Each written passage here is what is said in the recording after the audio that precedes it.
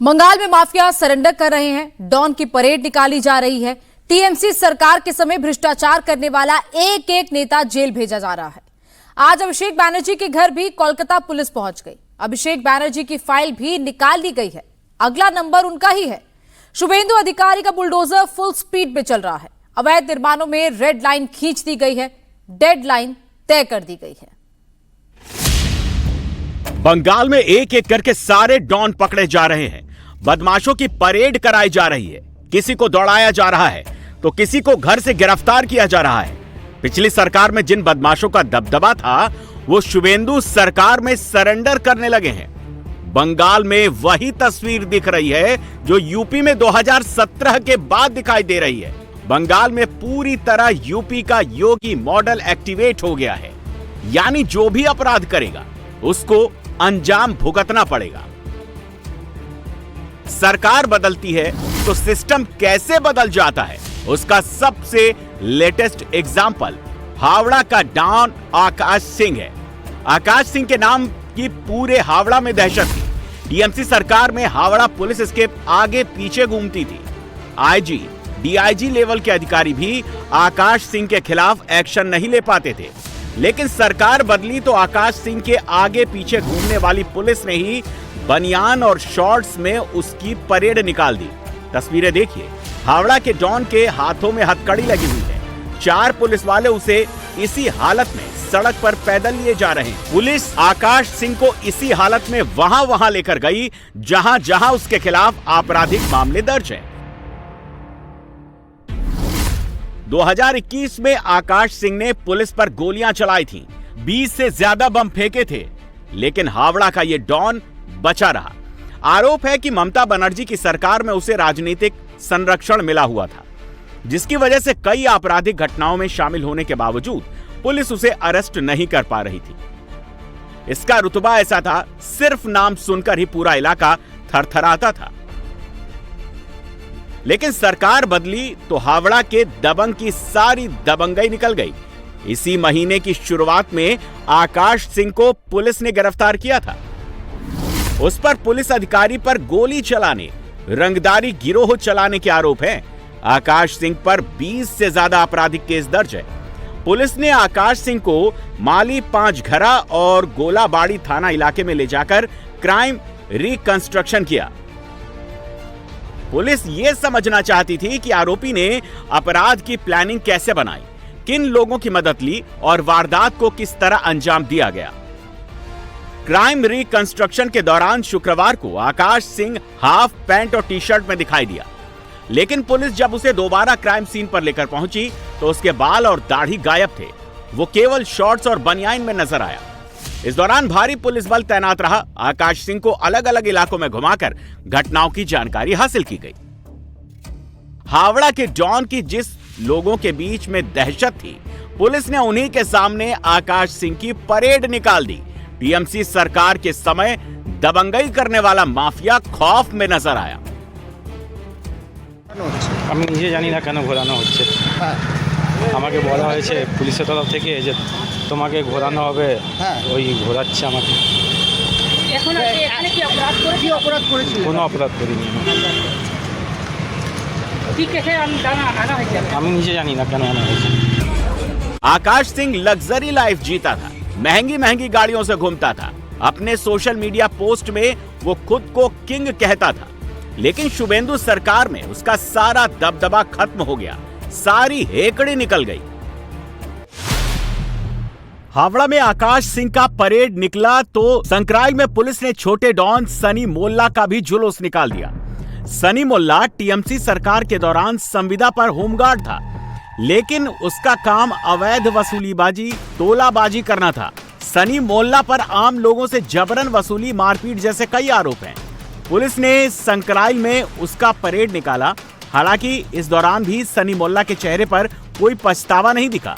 कमर में रस्सी बंधे होने के बावजूद वो हंसता रहा। बंगाल पुलिस ने टीएमसी नेता शमीम अहमद का भी हिसाब किताब फाइनल कर दिया है। कभी शिवपुर में शमीम की दबंगई चलती थी, आज इसका चेहरा ढका हुआ है। शमीम हावड़ा के शिवपुर में चुनाव बाद हिंसा का आरोपी है। शमीम ने बीजेपी कार्यकर्ताओं पर गोलियां चलाई थी। घरों पर बम बरसाए थे। इसी मामले में पुलिस ने शमीम के खिलाफ हिंसा भड़काने, अवैध हथियार रखने और आर्म्स एक्ट सहित कई गंभीर धाराओं में मामला दर्ज किया है। पुलिस जब इसे गिरफ्तार करने पहुंची तो घर के अंदर बने सीक्रेट तहखाने का खुलासा हुआ। बेसमेंट में सोना जड़े बेड मिले, लग्जरी सामान मिले। जमीन के नीचे शमीम ने 5 स्टार होटल जैसे इंतजाम किए हुए थे। शमीम इस ठिकाने का इस्तेमाल वारदात करने के बाद छिपने के लिए करता था। टीएमसी का नेता 7 मई से ही फरार था। हावड़ा पुलिस को इसकी लोकेशन मुंबई में मिली। इसके बाद पुलिस इसके साथ 3 आरोपियों को ट्रांजिट रिमांड पर हावड़ा लेकर आई। शमीम क्या बोलोगे? शमीम क्या लग रहा है, कुछ फंसाया है या क्या है? शमीम अहमद शिवपुर इलाके में काफी प्रभावशील माना जाता है। उसकी पत्नी शमीमा बानू तृणमूल की पूर्व पार्षद रह चुकी है। वो खुद भी टीएमसी से शिवपुर वार्ड का अध्यक्ष रह चुका है। 2011 में टीएमसी ज्वाइन करने के बाद शमीम ने तोलाबाजी और सिंडिकेट सिस्टम से करोड़ों की संपत्ति बनाई। ये दुर्गापुर का डॉन राजा गुन उर्फ सुदीप गुन है। राजा गुन पर रंगदारी मामले और अवैध हथियार रखने का आरोप है। सुदीप गुन को कई बार तृणमूल कांग्रेस की बैठकों और रैलियों में देखा गया था। सत्ता के संरक्षण में सुदीप लोहे का अवैध कारोबार करता, लेकिन टीएमसी सरकार के दौरान इस पर कोई कार्रवाई नहीं हुई। लेकिन 4 मई के बाद पुलिस ने सुदीप के अपराधों की पूरी लिस्ट निकाल ली, उसे गिरफ्तार कर लिया है। দেখুন, আমাদের এমএলএ মাননীয় চন্দ্রশেখর ব্যানার্জির নেতৃত্বে সমাজের শুদ্ধিকরণের ব্যবস্থা চলছে। তো এই শুদ্ধিকরণের একটা অঙ্গ হলো এই রাজাগুন অ্যারেস্ট হওয়া। 2021 সালে রেজাল্ট বেরোনোর পর এরাই আমার বাড়িতে গুলি চালায় এবং সেই সময় কোনো কমপ্লেন করা যায়নি। তার কারণ হচ্ছে তৃণমূলের অত্যাচার। जब पब्लिक का गुस्सा फूटता है तो क्या होता है, साल्ट लेक की इन तस्वीरों से समझिए। ये शख्स टीएमसी का नेता है। यहाँ के सीए मार्केट में ये जबरन वसूली करता था। पिछली सरकार में लोग चुप थे, लेकिन शुभेंदु सरकार में पब्लिक ही दबंगों का इलाज करने लगी है। इस शख्स को गिरफ्तार करने के बाद पुलिस इसे ले जा रही थी, तभी यहाँ के स्थानीय कारोबारियों ने उसे घेर लिया और पुलिस की मौजूदगी में उसकी पिटाई शुरू कर दी। किसी तरह पुलिस ने उसे भीड़ के गुस्से से बचाया और अपने साथ ले गई। बंगाल में भ्रष्टाचार कल्चर बन गया है। टीएमसी से जुड़े नेता कट मनी जबरन वसूली में शामिल रहे, लेकिन सरकार बदलते ही एक एक अपने करतूत की कीमत चुकानी पड़ रही है। कोलकाता नगर निगम वार्ड 123 के पार्षद सुदीप पोली को पुलिस ने जबरन वसूली के आरोप में गिरफ्तार किया। पुलिस जब सुदीप को ठाकुर पुकुर थाने लेकर पहुंची तो भीड़ ने चोर चोर के नारे लगाए और जूतों से हमला कर दिया।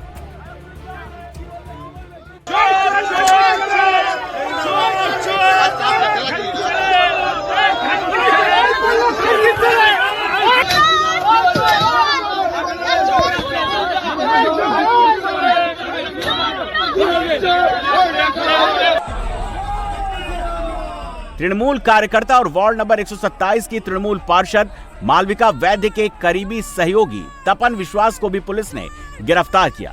तपन विश्वास को देखते ही स्थानीय लोग चोर चोर के नारे लगाने लगे।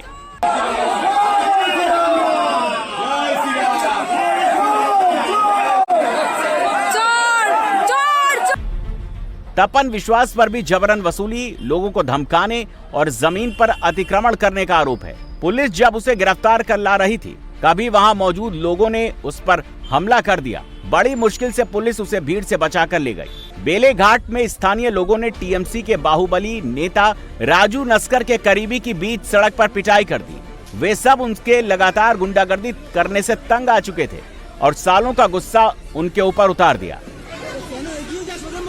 ये टीएमसी नेता और EIMPA अध्यक्ष पिया सेन गुप्ता हैं। इनका भी स्वागत फाइल चोर के नारों से किया जा रहा है। बीजेपी सरकार बनने के बाद उनके इस्तीफे की मांग हो रही है।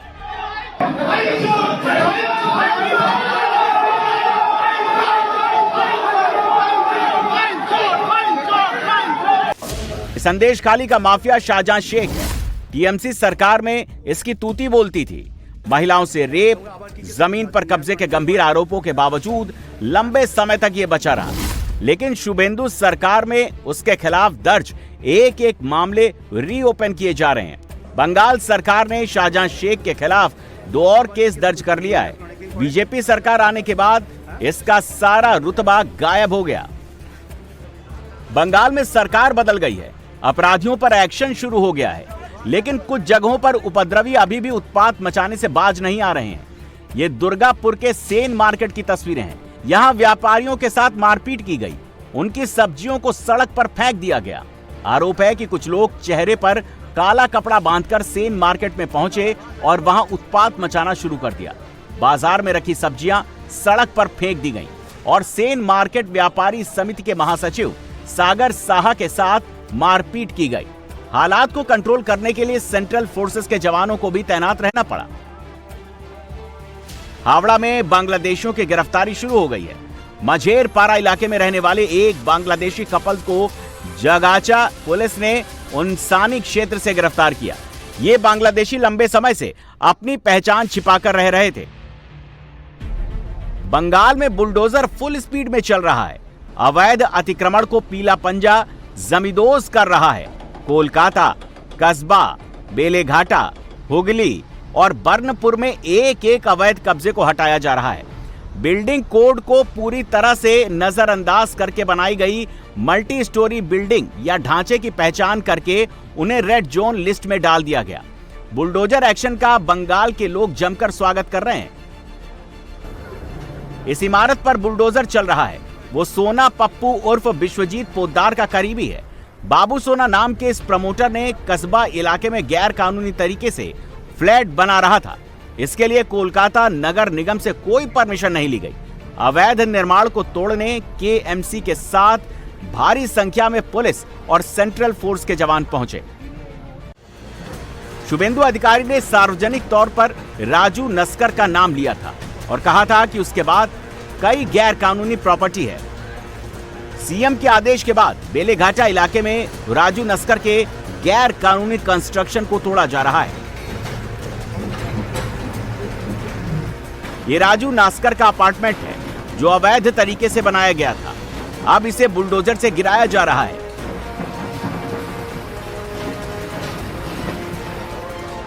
कोलकाता में स्थानीय लोग ताली बजाकर, नारे लगाकर, जोरदार जयकारे लगाकर बुलडोजर कार्रवाई का जश्न मना रहे हैं।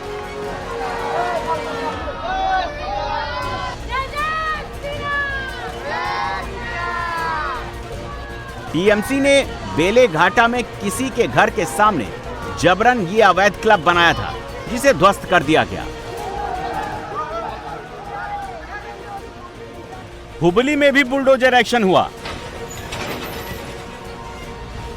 यहां लोगों ने अवैध तरीके से सरकारी जमीन पर कब्जा कर लिया था, घर बना लिया था, जिसे बुलडोजर की मदद से हटा दिया गया। सुनिए, मेरा पार्टी ऑफिस तोड़ दिया, ठीक है, इलीगल बोल के, हमारा कोई असुविधा नहीं है। लेकिन आपको पार्टी ऑफिस भांगा, बीजेपी को पार्टी ऑफिस जो इलीगल है उसको भांगा है, उसको तोड़ा है।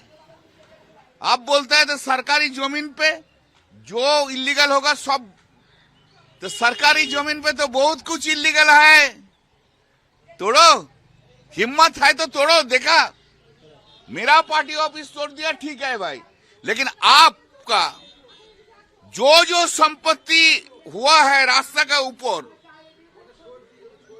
तोड़ दीजिए। महात्मा गांधी का स्टैचू है, तोड़ दीजिए। नेताजी सुभाष चंद्र बोस का स्टैचू है, तोड़ दीजिए। हिम्मत दिखाओ, हिम्मत। बंगाल में सरकार ही नहीं बदली, पूरा का पूरा सिस्टम बदल गया है।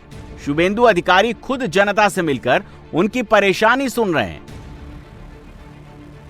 शुभेंदु के आने से पहले ही सॉल्ट लेक में मौजूद बीजेपी ऑफिस पर सैकड़ों लोग जमा हो गए। नौकरी के इच्छुक युवाओं के हाथों में फाइल तो बुजुर्ग नागरिकों के हाथों में कागजों के बंडल थे।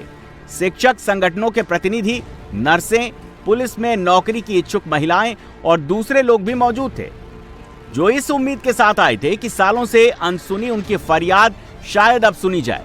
कुछ लोग जमीन कब्जे की शिकायत लेकर भी पहुंचे।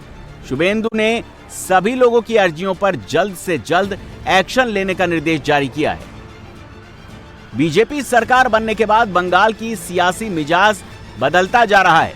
अभिषेक बनर्जी के शांति निकेतन वाला घर कभी बंगाल की सियासत का पावर सेंटर था। पुलिस का पहरा सख्त था, वहां की सुरक्षा बेहद कम कर दी गई है। तृणमूल कांग्रेस के एमपी अभिषेक बनर्जी के घर में 3 टीवी सेट थे, जिनसे सीसीटीवी कैमरों की निगरानी होती थी। इसके अलावा कई सामान भी थे, जिनसे सुरक्षा दी जाती थी। कोलकाता पुलिस की एक टीम आज उन सभी सामानों को खोलने के लिए अभिषेक बनर्जी के घर पहुंची और उन्हें लेकर चली गई। फाल्ता सीट पर हुई रीपोलिंग में बीजेपी ने बड़ी जीत हासिल की। अभिषेक बनर्जी के गढ़ माने जाने वाले डायमंड हार्बर की फाल्ता सीट पर बीजेपी उम्मीदवार देबांशु पांडा 1,09,000 से ज्यादा वोटों से जीत हासिल कर चुके हैं।